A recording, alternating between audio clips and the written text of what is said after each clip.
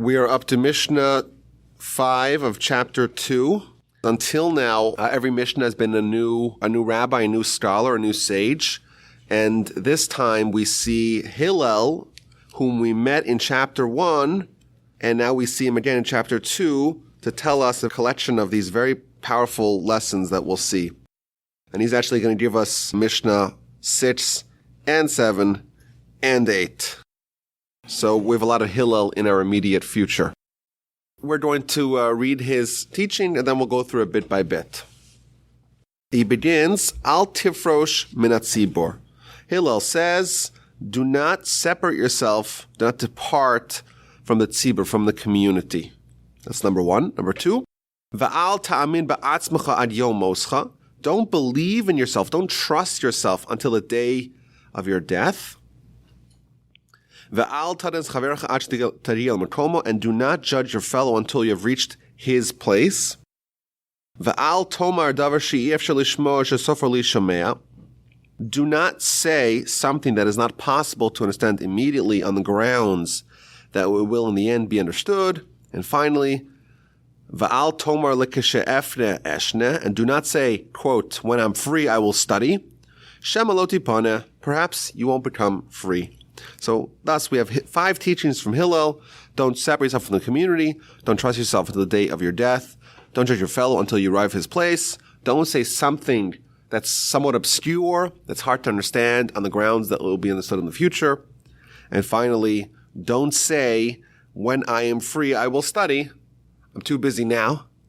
But sometime in the future, I'll have plenty of time, and then I'll study. Because you know what? It's possible that future time will never arrive. So it begins with not separating yourself from the public. And all the commentaries, of course, give their own flavor of what this means and what the lessons are. So, simply put, when everyone's doing something good, join them. Obviously, this does not mean that when everyone's sinning, I should join with them as well. If I'm around by the golden calf, everyone's sinning. Rabbi, you told me that don't depart from the community. Of course, that's a proper place to depart from the community. What it means is, when everyone's doing a mitzvah, don't say, oh, I'm not joining, I'll do it later. Because there's a special power when a mitzvah is done with great numbers. There's a famous verse, Berov am hadras melach, with multitudes of the nation, that's a glory for the king. If you have one person doing a mitzvah, that's fantastic. If there's 10 people doing the mitzvah together, even better. 100,000, the larger the number, the greater the mitzvah. And now, there's, of course, one place where this is most applicable, and that's with prayer. There's, of course, prayer done individually, and there's prayer done collectively. And when a prayer is done collectively, it's much more powerful. It's much more potent. In fact, the Talmud tells us that just like on the high holidays, on Rosh Hashanah Yom Kippur, prayer is that much more potent. God is, so to speak, closer to us. Our ability to affect change is heightened during those times. Similarly, even throughout the year, that same ideal applies when prayer is done publicly versus privately. And even if a person may say correctly that, well, when I pray privately, I can really open up my heart to God. I can really expose my innermost feelings, and the prayer is so much more powerful. Here we're told, no, don't depart from the community, from the public, even if your prayer individually is more powerful. The fact that you're going to compromise something praying publicly, but what you're going to gain is going to outweigh what you're going to give up. So that's the first idea, to do mitzvos with everyone else. Even if it means you're going to have to sacrifice some of your own tranquility, some of your own peace of mind, study publicly and pray publicly. There's a story in the Talmud about one of the sages who was ill. And due to his illness, he was unable to travel to shul to join the community when they prayed. But he sent a messenger, go to the shul and notify me when they're praying. Because I want to pray, even though I can't pray together with them, I want to pray at the same time as them. And thus, the halacha tells us that even if someone is unable to pray with the public, with the tzibur, with the community, it's ideal if they could pray, if they have to pray privately, at least they should pray at the same time that the prayer is being done publicly, because then, so to speak, they could piggyback their prayer on the prayer of the community. Now, the Chassid Yavitz said something, he gives a whole list of applications of this principle of participating with the public. And he says something interesting. He says, he gives a list, but amongst those lists, he says there's a repentance and charity, two examples that he brings. If the whole community is repenting, or the whole community is supporting a cause, every member, every individual of the community should participate. So if, let's say, there's a public arousal to repentance on whatever issue, then it should be, everyone should participate. Everyone should join in. I remember when I was in Israel, there was a member of our community. I didn't even really know him, but he lived in the same neighborhood, and he had brain cancer. So they made a convention. Everyone that got together in the shul. What do we do? What do we spiritually advocate for him, to that way maybe he should merit a full recovery? And the rabbi got up and gave a speech saying, well, if someone has cancer in their brain, that's a sign of something that's not supposed to be in the brain. And therefore, he said he exhorted the community, let's try to get rid of all the stuff that shouldn't be in our brain from our brain. That's just one example. But the idea is that if everyone's getting together and participating in an effort to repent in whatever area or to improve whatever area, everyone should say, I'm joining a board. I'm part of the community. In addition, if everyone's getting together to support a charity, everyone should participate. And then he says something very scary. He quotes a midrash that says that people who don't participate in communal efforts to do good in whatever arena that may be, that those people are sinners. Moreover, he says something very harsh. He says if someone does not participate in a communal effort to do good, when they die, their relatives shouldn't mourn them. Why? And this is, I'm quoting from, it's very scary, but he says they shouldn't mourn, they should feast. Because someone who doesn't participate when the community is doing something positive is an enemy of God. His words, not mine. And therefore, when they die, they should celebrate. Very, very harsh, biting criticism of someone who refrains from participating when the community does something good. That's what we read in the Midrash. Rashi gives a generalistic interpretation of this.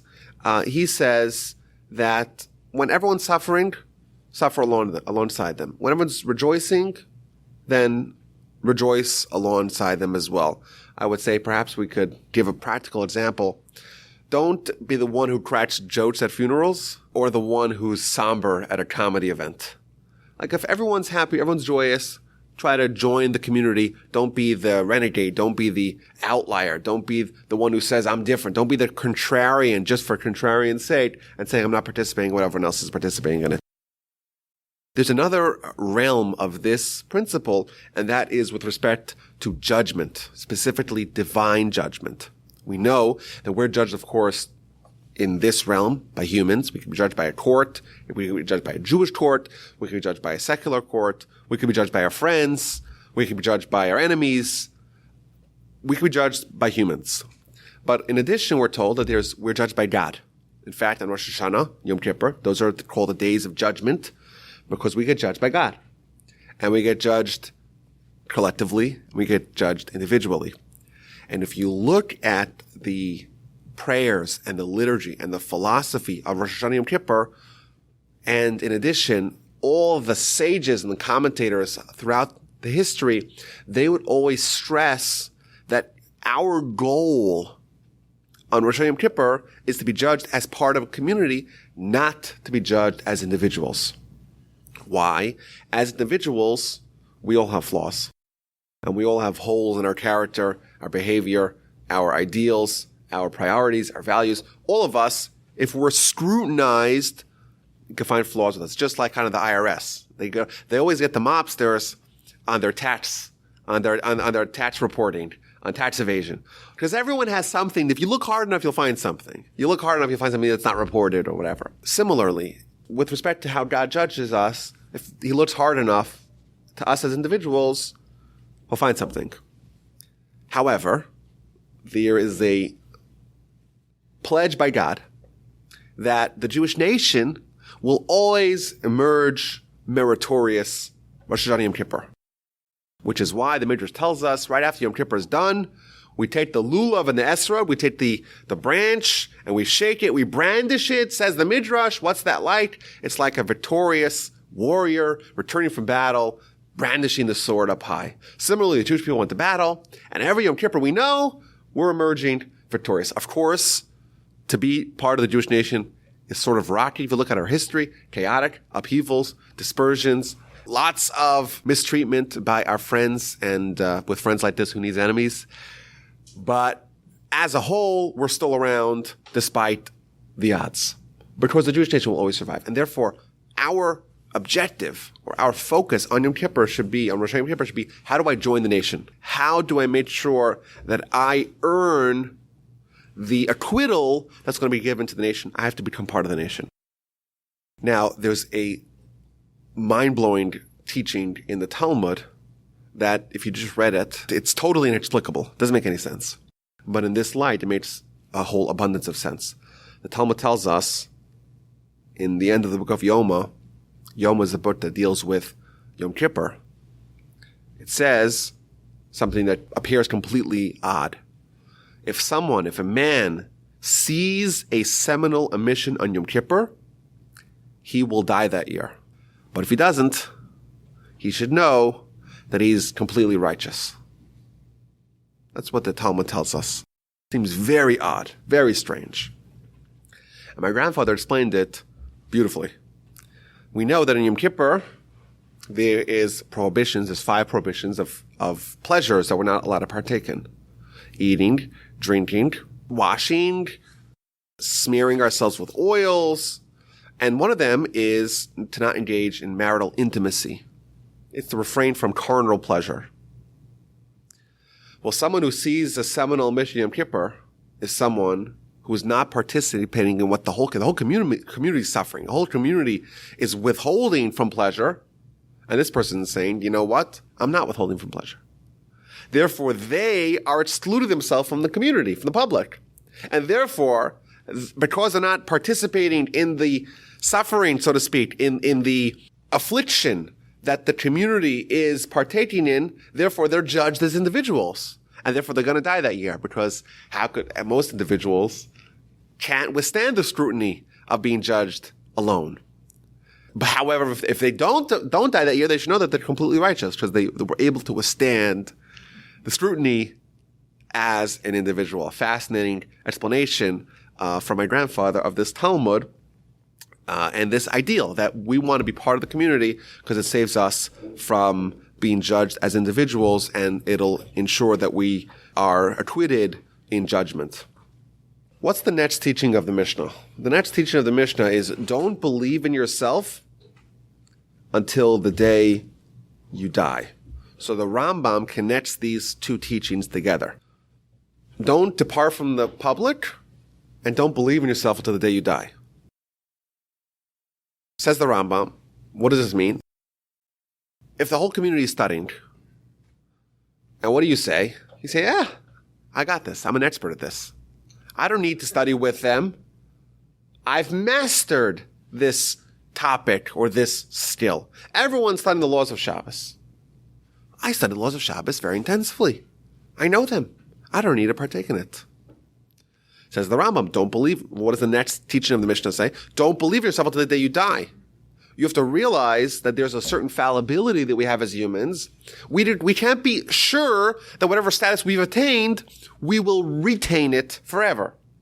And therefore, join the community when they're doing something. Don't say that, you've mastered it, because how could you be sure that you won't lose it? So that's the general idea, is that don't trust in yourself, because whatever you have today, whatever you've achieved, you may lose it. And therefore, until you're dead, you can't be guaranteed that you're not going to lose it. This idea, just very, very powerful, very scary, that we can't be certain in whatever status we have. We don't know for sure that whatever we have, we won't lose.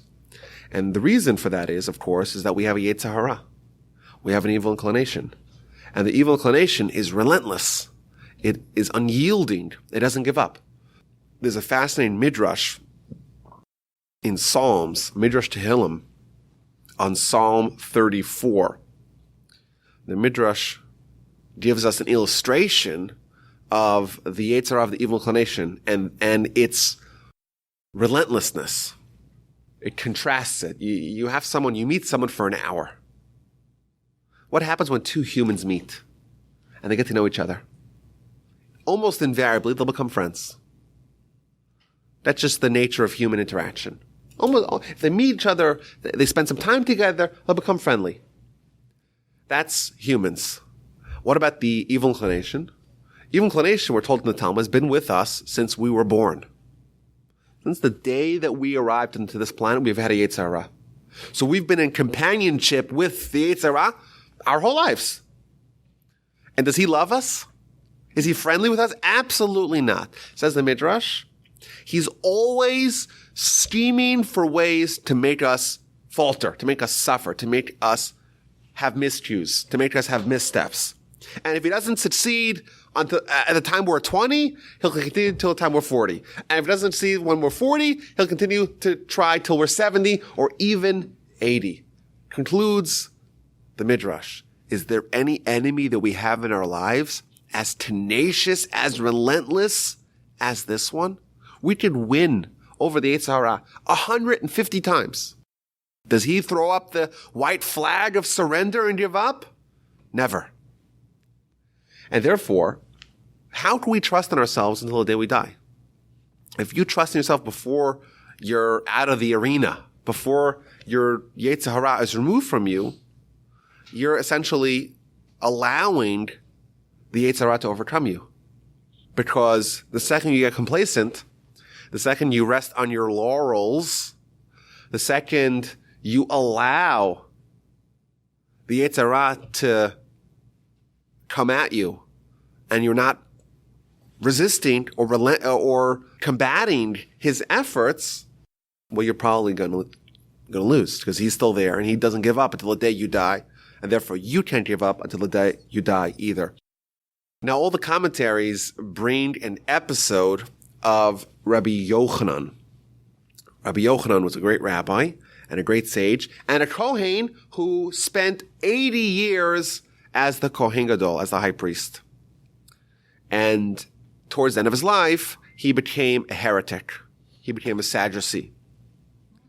And therefore, he's always the prime example of someone who could be at the peak of the spiritual world, the spiritual leader of the nation, the righteous, pious leader of the Jewish people, and at the end of his life, before he died, falter and become a heretic and lose everything that he had accomplished.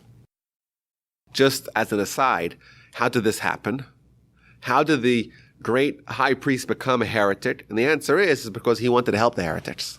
He said, I'm going to reach out to them. I'm going to befriend them so that I can influence them. But what actually happened is that they influenced him and he didn't influence them, which shows us again the perils of exposing yourself to danger and willfully encountering evil and saying, oh, I know I'm secure, I won't succumb. He trusted himself a little bit before he died, and his trust was misplaced. There's a statement that we say that life is like running up a descending escalator. The default is that you're going to regress, you're going to descend, you're going to lose your spiritual acuity, your spiritual power, your spiritual purity. But if you work hard, if you resist, then you'll stay in the same place. You won't drop. You have to work really, really, really hard to ascend to higher levels. But just to maintain your status, you have to work. The second someone trusts in themselves, then they start to fall down and regress. So that's the first idea here, is that we can't trust ourselves because we always have the specter of the Yetzer Hara looming above us. And if we don't have the mindset of resistance and overcoming, we're going to start regressing. That's number one. There's another idea here. It's couched in a terrifying and inspiring story that with one decision, we could really it really have lifelong consequences. It's not necessarily that it takes 1,000 decisions to affect what happens to someone's life. With even one decision, we could really kill the potential greatness that's latent within us. And this is what I heard from my grandfather. He writes in one of his books, a teaching or a story that he heard from Rabbi Yechaskel Sarna, who was the head of the yeshiva in Hebron. Hebron is one of the biggest yeshivas in the world, maybe the third or fourth biggest yeshiva in the world in Jerusalem.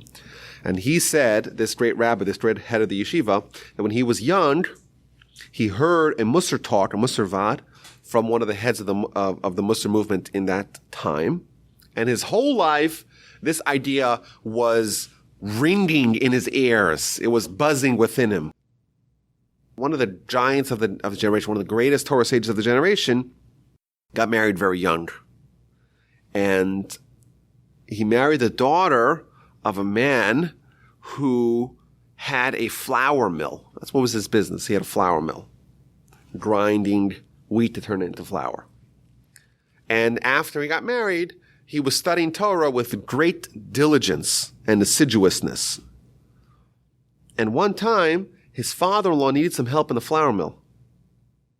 And he said, you know what? I'm going to hire my prodigious son-in-law to work with me in the flour mill. The son-in-law is studying Torah, like with incredible diligence, and he refuses the job. I'm not interested. I'm going to continue studying. And the Musar Vad went on to say, well, let's see what would have happened to this individual had he accepted the job, had he yielded to his father-in-law's request. Well, he would have joined the flour mill, and that would have been his job, and he would have taken over for his father-in-law, and that would have been his business. Certainly, he would study Torah every day, of course. He wouldn't, he would still be religious, etc., but he wouldn't have become a great Torah giant. And what would have happened after he died? He would get up to heaven, and he gets there for the accounting and the reckoning before God. And he comes up there, and he lived a good life, had a nice family. The flour mill was successful. He also studied Torah a little bit. Seems like he's ready to go. He gets up before God, and God says to him, you killed the giant of the generation. You killed the greatest Torah sage of the generation. And the guy's going to say, what?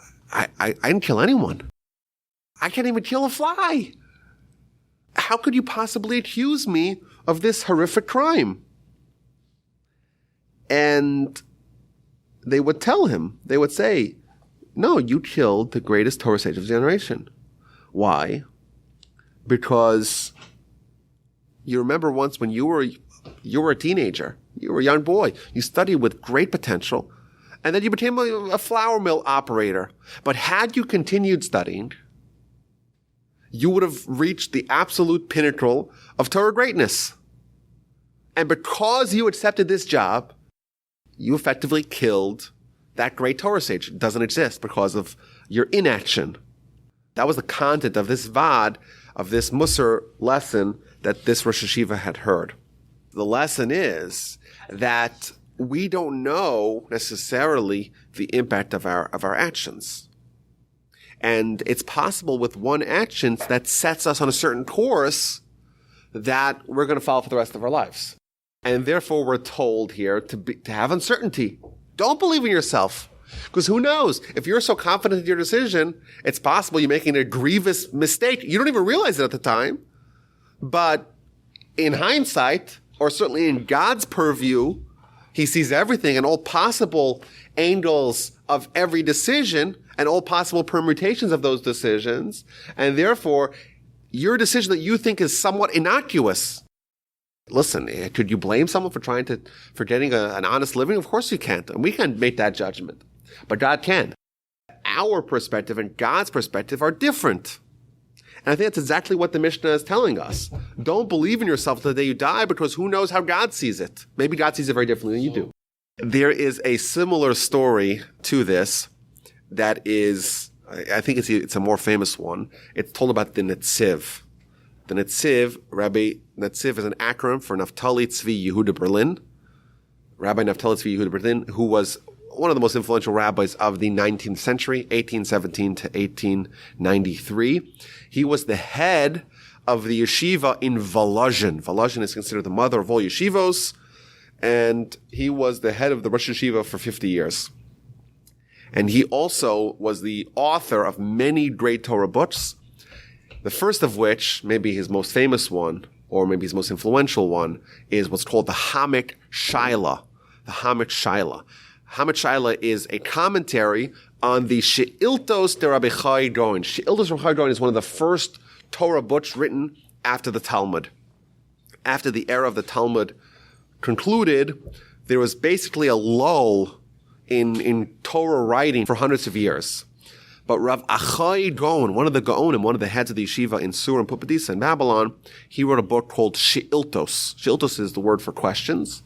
And essentially it's broken down into the into the parshas of the Torah. And it's a question on each parsha with a whole essay which gives a flavor of the parsha with some halachos. It's a book, one of the first books written after the Talmud.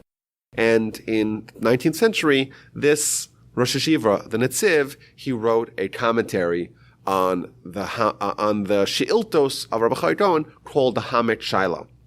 And to celebrate this publication, he made a feast, as is sometimes customary. And by this feast, he gave a talk.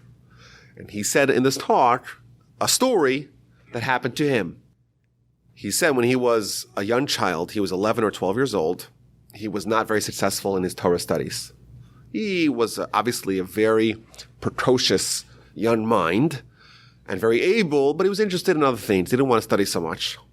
And, of course, at the time, it was customary, if a child doesn't succeed in their Torah learning, at a very young age, they would send them to work in whatever field they can make a living.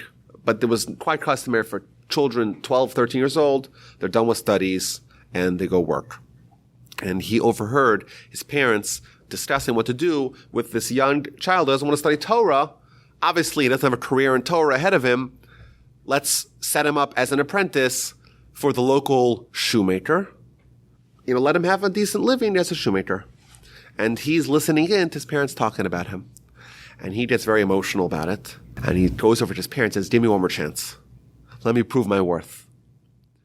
And eventually he marries into one of the great rabbinical families, and he eventually heads the greatest yeshiva of the time. For 50 years, he has tens of thousands of students. All of the great young rabbis of the 19th and early 20th century are his disciples.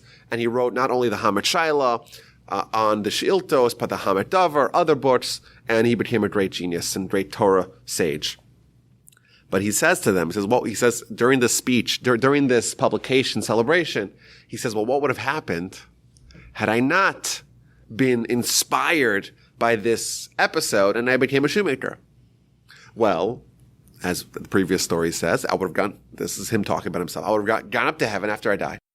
And I'd be interviewed by God, debriefed by God. And they say, okay, what are your accomplishments? You lived life. God gave you life. What you accomplish? What do you have to show for yourself? And they'll show like this amazing shoe, very well built, and a nice, it's built with very rugged leather. And look how stylish it is. And this kind of shoe and that kind of shoe. And they'll say to them, well, where's your Hamek Shaila? He says, what's a Hamek Shaila? I have no idea what that is.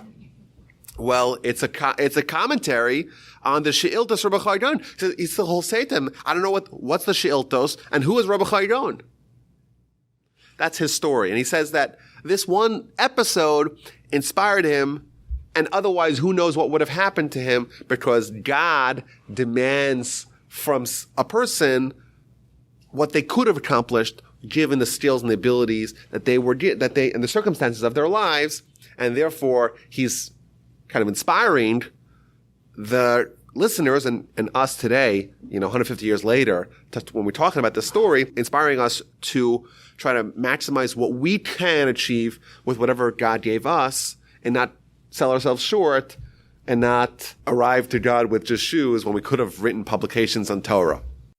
That, of course, is very terrifying for us because we're not existing post facto, and we're very uncertain. Did we make the right decisions in our lives? And that's what we're told in this Mishnah. Don't believe in yourself till the day you die, because who knows how much one choice, one decision could really be a pivotal juncture in your life, and you don't even know about it. I think there's also a positive element to this.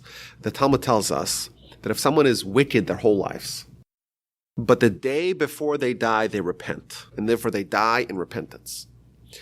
Says the Talmud, when that person gets before God, they are not reminded of any of their previous misdeeds, which I think is a positive spin on this. We shouldn't be confident until the day we die, but we shouldn't be despondent until the day we die either, because so long as we're alive, so long as we have opportunity, we still could achieve whatever greatness that is still possible.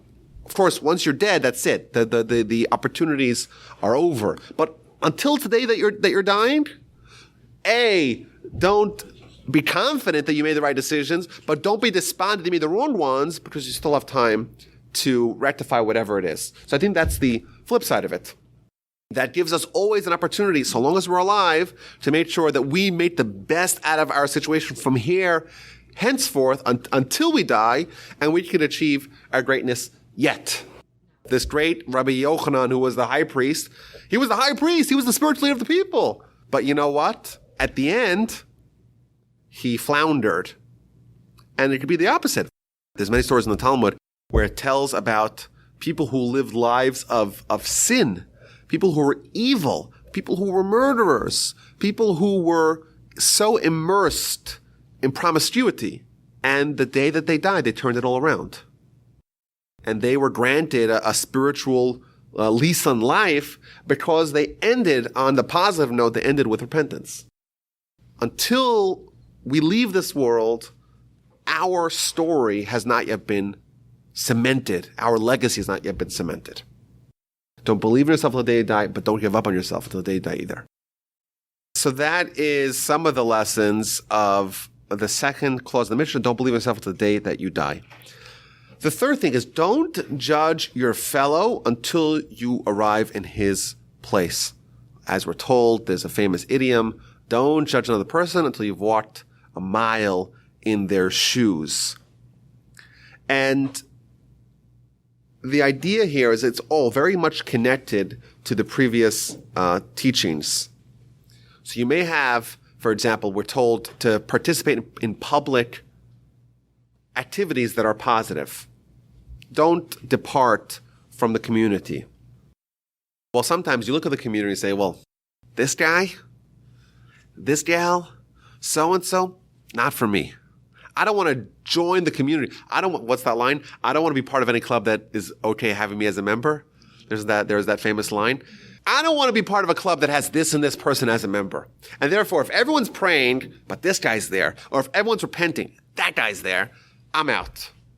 Therefore, we're told here, don't judge them. And that will enable you to fully embrace what the public is doing that is positive. And we know, of course, Hillel was the one who enshrined what's known as the golden rule: do not unto others what you don't want to be done unto you. When the prospective convert came to Hillel, says, teach me all of Torah while I'm balancing on one leg. Hillel said to him, this is the one core idea of Torah. Everything else is commentary. Go study it. What's that one thing? Love your fellow as yourself. So this is a very similar idea that we're told, don't judge someone else until you're in that same situation. We just treat them as yourself. Just like you afford yourself allowances and you have justification for your own behavior and you provide yourself a certain allowance of goodwill, treat him with the same way. Just like you love yourself, love him. Just like you judge yourself favorably, judge him favorably. Don't judge him until you try to think, what would I do in his shoes? Just a few examples of how this could play out. It's always try to superimpose yourself into someone else's situation. So if someone did something bad to you, there's an escalating tension between you and someone else, and you want to judge them for their behavior, ask yourself, well, how would you act if you did to him? Or if he did to you what you did to him, what would you do to him? And that way, you look at what he did to you and say, well, maybe I would do the exact same thing. If he did to me what I did to him, I'd do to him what he did to me. Which is a little bit of a tongue twister, but it means try to ask yourself, what would I do in his situation? And on the flip side, ask yourself, how would I feel if I was about to be the victim of what I'm about to do to him? And if you think of yourself in terms of what it's like, what the other person's going through, try to see the world from their perspective and try to judge them as if you were judging yourself. Of course, just like you judge yourself favorably in most instances, and it's very hard, in fact, to admit that you were wrong. Try to give that same allowance to your fellow, and you'll probably judge them favorably too. And similarly, this, of course, extends to criticism. It's very easy for us to critique others and to rebuke them for their behavior, but that should be done without, if it's done at all, it should be done with this in mind, that maybe if I was in their situation, I'd be even worse, and not judging them until I think about what all the circumstances of their lives. And of course, by extension of that, it's not possible for me to know exactly what they're going through. And that, of course, makes my judgment of them necessarily incomplete. Some of the commentaries bring the story of Yeravam ben Nevat and King Solomon. King Solomon was the king of Israel after his father, King David, and he built the temple. But the Midrash tells us that he had many, many wives. In fact, we're told that Solomon had 1,000 wives. Quite a harem to manage. But the reason why he had so many wives was because he wanted to build alliances with all these other kingdoms in his vicinity. And one of the wives wanted to sabotage the newly built temple. And we know in the temple you have to bring sacrifices every morning. And there's a fixed amount of time that you have to bring sacrifices. And what this woman did, she wanted to have Solomon sleep in, and then he'll miss bringing the sacrifice. So what did she do? She did some sort of contraption that made it look like it was still nighttime. And therefore he slept in, and they missed one day of sacrifices. So Yeravam ben Nevat, Jeroboam, who was going to lead the secession against Solomon's successor, he got up and he lambasted Solomon for missing one day of sacrifices. And then the commentaries bring, well, what happened with Yeravam ben Nevat? He was the one who severed the 10 northern tribes from the temple. And thus, how many thousands of sacrifices did he disrupt? Yet he's willing to judge Solomon for missing out on only one sacrifice, which is again the irony. Don't judge others, because who knows how much worse you may be. Finally, don't say something that's somewhat obscure with the intention, with the understanding, with the hope that it will be understood in the future. So what this actually means, all the commentaries have a slightly different take on it. Rashi, for example, says, don't postpone or delay or push off studying, saying you'll study later, which is very similar to the last clause of the Mishnah. Rashi also, and other commentators as well, they present this idea with respect to secrets. Don't say something and say no one will hear it, because someone in the end will hear it. And interestingly, this idiom that we say that the walls have ears, that is brought down by the commentaries that are 1,000 years old. Say the exact same words. Oznayim la kasalim. There's ears to the walls. If you say a secret and you say no one will hear it, in the end, someone will hear it. And the Rambam, it looks like the Art Scroll commentary, the Art Scroll translation goes with the Rambam, who is giving us a lesson to not shroud our statements and our teachings with so much obscurity. Don't say something, I'll say it with such nuance. In the end, they'll get it, because you know what? Maybe they won't get it in the end. And finally, the last clause of the Mishnah, don't say, when I become free, I'll study. Maybe I won't become free. And this is, of course, Simply understood, don't say, oh, in the future, after college, after my job, after my schooling, after I finish the game, after, then I'll study, then I'll do what's right, because you know what, that time may never happen. There's no time like the present to accomplish whatever it is that we're brought here to do. So that concludes a magnificent, amazing teaching from Hillel. Some of these lessons, of course, are a little bit scary. Some of them refer to our death. Don't believe in yourself to the day that you die. Don't say, I'll study before I die, because who knows when that will happen. Don't separate yourself from the community. Don't judge your fellow until you have his place. And following these lessons, they, of course, if we do follow these lessons, we'll be able to live much richer spiritual lives, which is, of course, what we are here to do.